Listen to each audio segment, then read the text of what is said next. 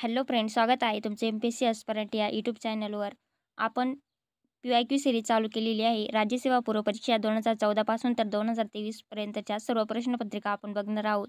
तर मित्रांनो, 2014ची प्रश्नपत्रिका आपली आधीच बघून झालेली आहे. तुम्ही ते लेक्चर बघितलेले नसेल तर लेक्चर ते व्हिडिओ बघून घ्या. आज आपण राज्यसेवा पूर्व परीक्षा 2015ची बघणार आहोत. तर याआधी पण आपण काही क्वेश्चन बघितलेले आहे या क्वेश्चन पेपरमधले. मित्रांनो, आयोगानं कोणत्या टॉपिकवर भर दिलेला आहे, कशा प्रकारचे प्रश्न विचारलेले आहे, या टेस्ट सिरीजमधून तुमचं नक्कीच क्लिअर होईल आणि त्यानुसार तुमचा स्टडी पण जास्त होईल. मित्रांनो, खूपच महत्त्वाचा व्हिडिओ आहे, तर व्हिडिओ शेवटपर्यंत बघा. आणि जर व्हिडिओ आवडत असेल तर व्हिडिओला लाईक, कमेंट आणि शेअर जरूर करा. पहिला प्रश्न, संसदेबाबत खालील विधाने विचारात घ्या. तर विधानं दिलेली आहे. लक्षवेधी सूचनेची सर्वप्रथम तरतूद सन 1954 मध्ये करण्यात आली. ब. लक्षवेधी संबंधी सूचना सदस्याद्वारे लिखित स्वरूपात सकाळी 10 पर्यंत द्यावी लागते. आणि क. एका बैठकीसाठी सभासद एकापेक्षा जास्त लक्षवेधी सूचना देऊ शकत नाही. तर वरीलपैकी कोणते विधान चुकीचे आहे असं सांगायचं आहे आपल्याला. तर चुकीचं विधान ओळखायचं आहे संसदेबाबत. तर अविधान काय आहे? लक्षवेधी सूचनेची सर्वप्रथम तरतूद सन 1954 मध्ये करण्यात आली. तर हे विधान बरोबर आहे. आणि दुसरं, लक्षवेधी संबंधी सूचना सदस्याद्वारे लिखित स्वरूपात सकाळी 10 पर्यंत द्यावी लागते. हे पण विधान बरोबर आहे. तर आपल्याला चुकीचं विधान ओळखायचं आहे. तर एका बैठकीसाठी सभासद एकापेक्षा जास्त लक्षवेधी सूचना देऊ शकत नाही, हे विधान मित्रांनो चुकीचं आहे. तर याचं योग्य उत्तर काय आहे? तर ऑप्शन 3 हे याचं योग्य उत्तर आहे. मित्रांनो, हे पॉलिटीचे क्वेश्चन आहे. तर पुढचा क्वेश्चन काय आहे? खालील विधाने विचारात घ्या. ब्रिटनमध्ये विधिनियमात न्यायालयीन पुनर्विलोकनाची परवानगी नाही. ब. जेथे न्यायालयीन पुनर्विलोकनाबाबत कोणतीही मर्यादा नाही अशा अमेरिकेच्या न्यायसंस्थेइतकी भारतीय न्यायसंस्था श्रेष्ठ नाही. तर ऑप्शन आहे विधान अ बरोबर, ब चुकीचे. दुसरं विधान अ चुकीचे, ब बरोबर. तिसरं दोन्ही विधाने चुकीची आणि चौथं दोन्ही विधाने बरोबर. तर आपल्याला बरोबर विधान ओळखायची आहे, म्हणजे बरोबर आहे का चुकीचे आहे. तर हे दोन्ही पण विधान मित्रांनो बरोबर आहे. तर ब्रिटनमध्ये विधिनियमात न्यायालयीन पुनर्विलोकनाची परवानगी नाही, तर हे विधान पण बरोबर आहे. आणि जेथे न्यायालयीन पुनर्विलोकनाबाबत कोणतीही मर्यादा नाही अशा अमेरिकेच्या न्यायसंस्थेइतकी भारतीय न्यायसंस्था श्रेष्ठ नाही आहे, तर हे विधान पण बरोबर आहे. तर याचं योग्य उत्तर काय आहे? तर ऑप्शन 4 हे याचं योग्य उत्तर आहे. नेक्स्ट क्वेश्चन, खालील विधाने विचारात घ्या. तर 3 विधानं दिली आहे. ब्रिटिश घटना ही अलिखित आहे. दुसरं, ब्रिटनमध्ये संसद सर्वोच्च आहे. क. ब्रिटिश घटना सर्वात अधिक लवचिक आहे. तर वरीलपैकी कोणते विधान चुकीचे आहे? तर चुकीचं विधान ओळखायचं आहे. मित्रांनो, विधानं वाचायच्या आधी आपल्याला विधान चुकीचं ओळखायचं आहे का बरोबर ओळखायचं आहे ते आधी वाचून घ्यायचं, त्यानंतर विधानं बघायची. तर आपल्या पर्याय उत्तर काय काय दिलेले आहे? अ, ब, क आणि वरीलपैकी कोणतेही नाही. तर चुकीचं विधान ओळखायचं आहे. तर मित्रांनो, ही तिन्ही पण विधानं बरोबर आहे. तर याचं योग्य उत्तर काय आहे? तर वरीलपैकी कोणतेही नाही हे याचं योग्य उत्तर आहे. नेक्स्ट क्वेश्चन, कोणत्या देशाविरुद्ध खेळताना भारतीय क्रिकेट संघाने 7 ऑगस्ट 2014 रोजी कसोटी डावामध्ये जास्तीत जास्त 6 फलंदाज 0 धावसंख्येवर बाद होण्याच्या जागतिक क्रमाची बरोबरी केली? तर पर्याय उत्तर काय आहे? दक्षिण आफ्रिका, ऑस्ट्रेलिया, वेस्ट इंडिज आणि इंग्लंड. तर याचे उत्तर काय आहे? तर इंग्लंड या देशाविरुद्ध खेळताना भारतीय क्रिकेट संघाने 7 ऑगस्ट 2014 मध्ये कसोटी डावामध्ये जास्तीत जास्त 6 फलंदाज 0 धावसंख्येवर बाद होण्याच्या जागतिक विक्रमाची बरोबरी केलेली होती. तर हा मित्रांनो चालू घडामोडीचा प्रश्न होता, कारण ही प्रश्नपत्रिका 2015ची आहे. नेक्स्ट क्वेश्चन, सुनामी हा या जपानी शब्दातील सु आणि नामी म्हणजे काय काय दिलं आहे? संपूर्ण विनाश, राक्षसी लाट, बंदर लाट आणि हिस्र लाट. तर याचं योग्य उत्तर काय आहे? तर ऑप्शन 3 बंदर लाट हे याचं योग्य उत्तर आहे.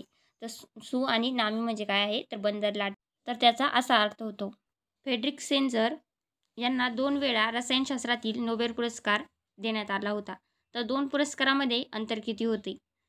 तर ऑप्शन आहे 10 वर्षापेक्षा अधिक, 10 वर्षापेक्षा कमी, 20 वर्षापेक्षा अधिक आणि 20 वर्षापेक्षा कमी.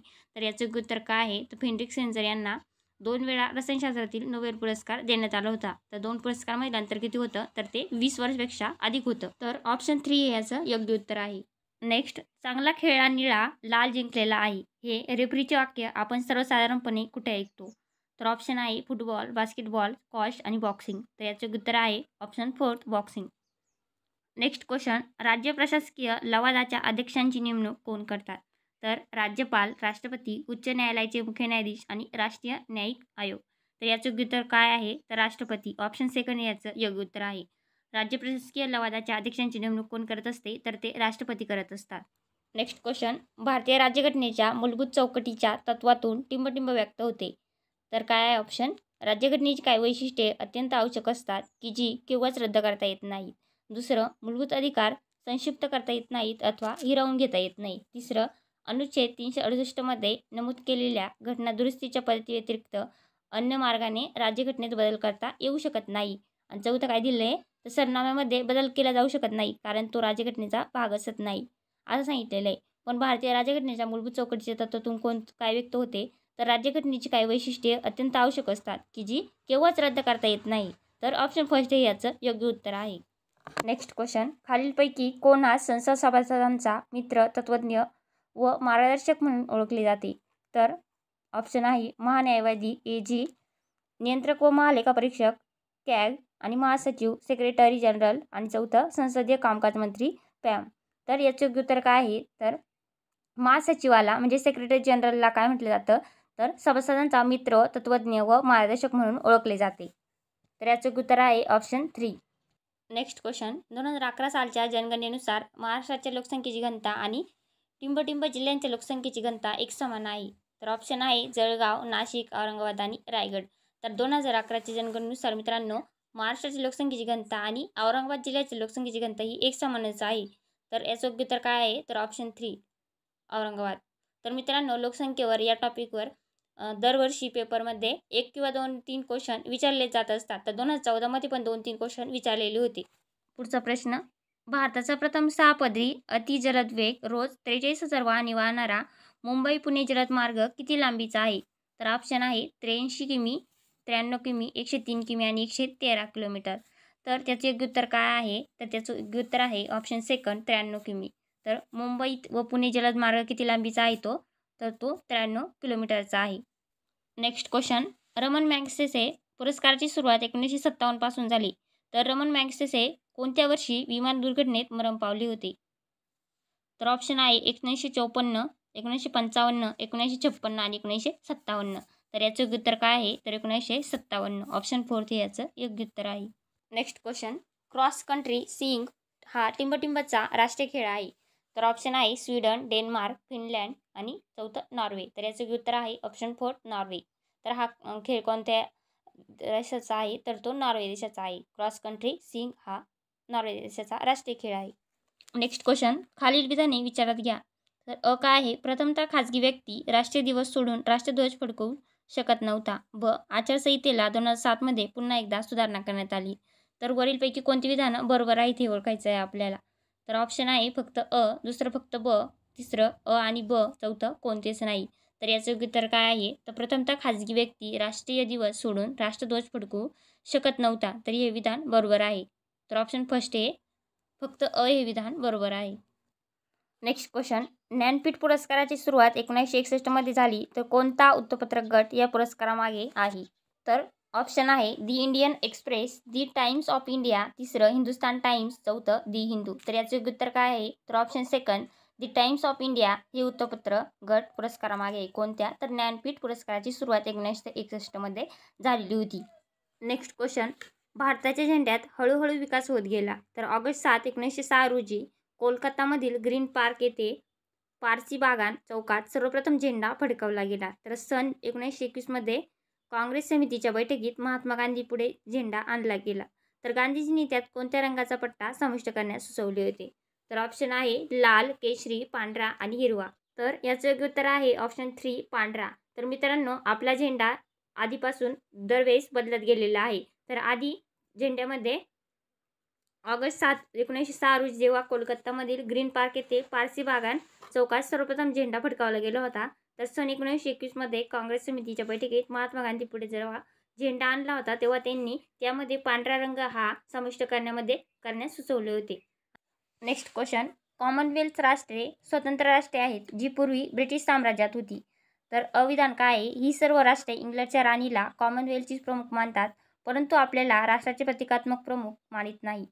काय आहे, कॉमनवेल्थ देशात एकमेकांचे प्रतिनिधित्व करणाऱ्याचा ॲम्बेसेडर संबोधतात. तर वरीलपैकी विधाने कोणती बरोबर आहे ते आपल्याला ओळखायचं आहे. तर ऑप्शन काय आहेत, तर पहिलं फक्त दुसरं फक्त तिसरं दोन्ही आणि चौथं दोन्ही नाही. तर याचं योग्य उत्तर काय आहे? तर दोन्ही विधाने चुकीची आहेत. तर याचं योग्य उत्तर काय आहे? तर ऑप्शन 4 दोन्ही नाहीत. पुढचा प्रश्न, त्या व्यक्तीचे नाव सांगा जिने स्वतःच्याच मृत्यूशिलेसाठी पुढील प्रमाणे स्मृतिलेख लिहून ठेवला होता.